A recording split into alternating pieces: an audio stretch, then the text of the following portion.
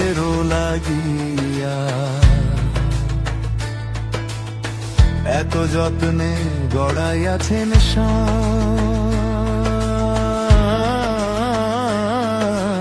এই যে দুনিয়া। ছায়াবাজি পুতুল রূপে বানাইয়া মানুষ যেমনি নাচাও তেমনি নাচি, পুতুলের কি দোষ।